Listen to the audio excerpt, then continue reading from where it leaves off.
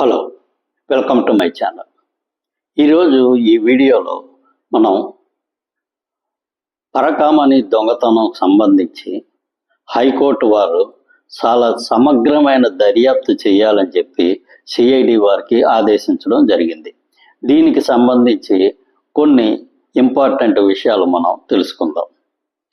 ఈరోజు ఈ కేసుకు సంబంధించి హైకోర్టు వారు పర్సనల్ ఇంట్రెస్ట్ తీసుకొని దీంట్లో జరిగిన నిజానిజాలేటో తేల్చమని ఒక ప్రాథమిక నివేదికని మొన్న డిసెంబర్ 2వ తేదీ లోపు కోర్టుకి సమర్పించమని చెప్పి సిఐడి వారిని ఆదేశించడం జరిగింది.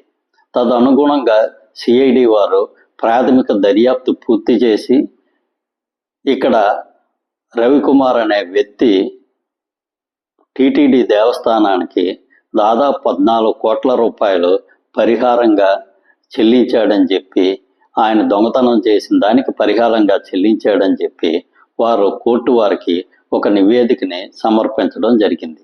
ఈ నివేదిక చూసిన తరువాత కోర్టు వారు దీని మీద సమగ్రమైన దర్యాప్తు చేయాలని చెప్పి, ఇంతకుముందు ఇదే కేసును పట్టించిన విజిలెన్స్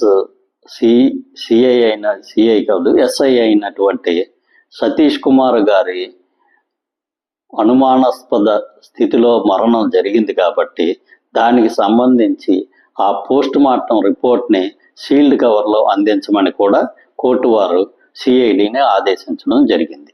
ఇక నుంచి ఈ కేసు విషయంలో డైరెక్ట్ హైకోర్టు ఇన్వాల్వ్ అయ్యి పూర్తి స్థాయిలో దర్యాప్తు చేయమండంతో సిఐడి వారు ఇక నుంచి ఈ పరకామణి చోరీ కేసులో చాలా పకడ్బందీగా పూర్తి స్థాయిలో అట్టడుగు స్థాయి వరకు కూడా వెళ్ళి దీంట్లో నిజానిజాలు బయట పెడతారని చెప్పి మనం ఆశిద్దాం. Thank you very much. ఈ వీడియో మీకు నచ్చినట్లయితే ఈ ఛానల్ సబ్స్క్రైబ్ చేసుకోండి. Thank you very much.